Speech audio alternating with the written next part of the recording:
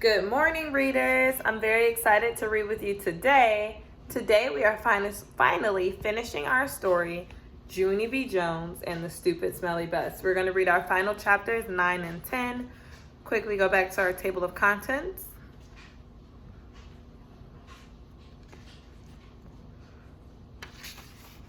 We've read all of these chapters so far as good readers, and we're finally reading the end of the story, chapters 9 and 10. Chapter 9, Zooming, Speedy, Fast. I like running inside the school. It's funner than running inside your house. In a school, you can zoom with your arms out like a jet plane, and you don't knock over the furniture. And also, the head doesn't get broken off your mother's bird statue, which used to be a blue jay, I think. I zoomed straight to the cafeteria, because there's a lot of tables to hide under in that place. Only when I tried to open the door, it was all locked up. And so then I ran to another room across the hall. Only that stupid door was locked too. Hey, who did all this dumb locking, I asked. Then I started jiggling up and down, because I was having a little bit of a problem, that's why. The kind of problem that's called personal. And it's about going to the potty. So all of a sudden I had to run down the hall speedy quick. Right to the girls' bathroom, only guess what? When I got there, that stupid door wouldn't open either. And so I kicked it, and I hanged on the handle because I weighed 37. Open up, and I mean it, I yelled. But the door kept on staying shut. It's emergency, I shouted. And then all of a sudden I remembered about that boy I can beat up, because he had emergency too. And he got to go into the boys' bathroom. So I zoomed across the hall and I pulled on the boys' bathroom door, but that dumb thing was locked too. Stupid, stupid doors, I hollered. After that, I started to jiggle up and down very fast. Oh no, now I'm going to have an accident on my skirt that looks like velvet. Only just then I remembered something else about emergencies, because Mother told me what to do if I ever needed help, and its name is called 911. So I ran back to the dangerous nurse's office, because that's where the phone was, of course. And I picked it up and I pushed the 9 and the 1 and another 1. Help, this is emergency, I yelled. All the doors are locked in this place and I'm going to have a terrible accident.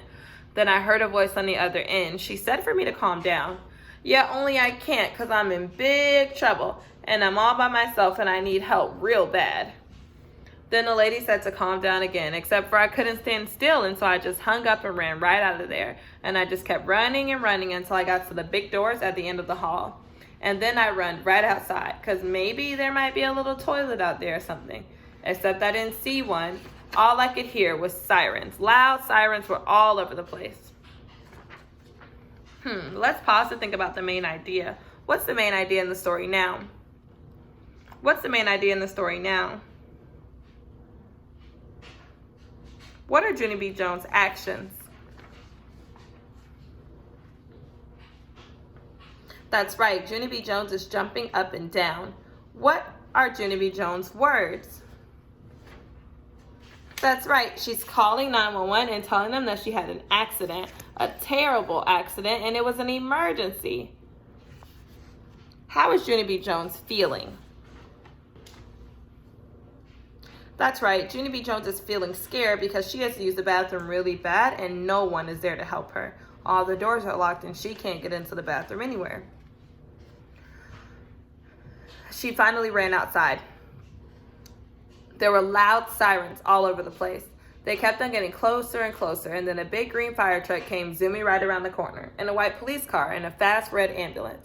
And guess what else? They turned right into the school parking lot. And so I stopped jiggling for a second and I sniffed the air. Only I couldn't smell any smoke. Then I heard a grouchy voice. Hey, hold it, Missy, it yelled, and I got very scared inside, because Missy's my name when I'm in trouble.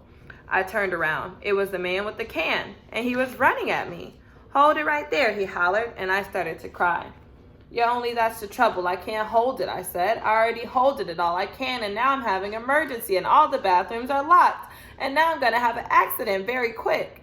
And the man with the can didn't look so grouchy anymore. Well, why didn't you say so, sis, he said. He pulled a big bunch of keys out of his pocket, and he grabbed my hand. Him and me zoomed back into the school, speedy fast. Chapter 10. The man with the can unlocked the girls' bathroom for me, and I ran right in there. And guess what? I made it. That's what. I didn't have an accident on my skirt that looked like velvet. Phew, that was a close one, I said. I washed my hands at the sink and I looked in the mirror, and the gold star was still on my forehead. It looked very beautiful up there. After that, I went into the hall, and the man with the can bended down to me. Everything okay, sis? He said. And so I nodded my head. I holded it, I said, very happy. Then all of a sudden, there were lots of people running at us. There were firemen and policemen, and there was a tall lady rolling a bed on wheels. Hey, I said to the man with the can, what happened? Did somebody get run over in here or something? Then I saw Mrs. and Principal and Mother. They were running at us too. And then Mother bended down and hugged me very tight. After that, everyone started talking at once, and nobody was using their quiet voices, and nobody was smiling either. Principal started asking me a jillion questions. Mostly they were questions about hiding in the supply closet. I'm a good hider, I told him. Principal acted a little bit grumpy. He said I wasn't allowed to do that anymore. When you go to school, you have to follow the rules, he said. What would happen if every boy and girl hid in the supply closet after school? Oh, it would be very smushy in there, I said. And he made his eyes frowny, but we wouldn't know where anyone was, would we? Yes, I said, we would all be in the supply closet. The principal looked up at the ceiling, and I looked up too, but I didn't see anything again. After that, Mother looked at my Band-Aid. Did you hurt yourself, she asked. And so I told her all about the dangerous nurse's office, and then I showed her the nurse's purple sweater, and she made me give it back. After that, everybody started leaving, the firemen and the policemen, and also the tall lady with the bed. Then finally, my mother got to take me home. And guess what? I didn't have to ride on the stupid smelly bus. Except the car wasn't that fun because Mom was grouchy at me. I'm sorry the bus wasn't fun for you, Junie B, she said, but what you did was very, very wrong. Didn't you see all the commotion you caused? You had a lot of people very scared. Yes, but I didn't want chocolate milk poured on my head, I explained to her. That's not going to happen, growled Mother. And you can't just suddenly decide for yourself not to ride the bus.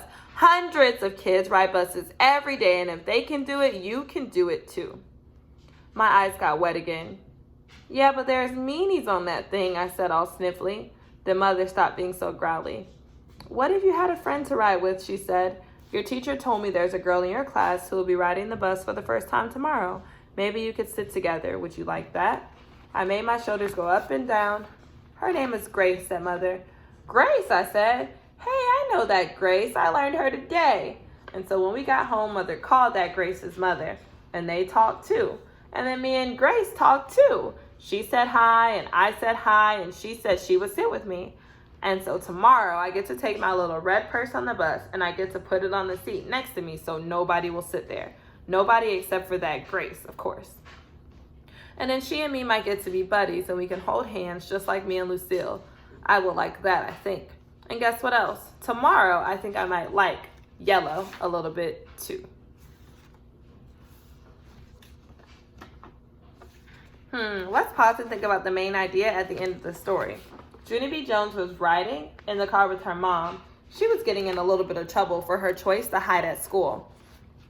Her actions were that she was crying. She was feeling very upset. She didn't want to be in trouble, but she also didn't want to ride the bus if mean people were going to be on it. Her mom made a deal with her that she found someone at her school for her to ride with so she wouldn't get in trouble like she got in trouble before. So now, Junie B. Jones has found a friend to ride the bus with, and she doesn't have to be scared anymore because she can sit with someone who she can laugh and play with, and she doesn't have to worry about mean people being unkind to her on the bus. Junie B. Jones and the Stupid Smelly Bus. Thanks for reading.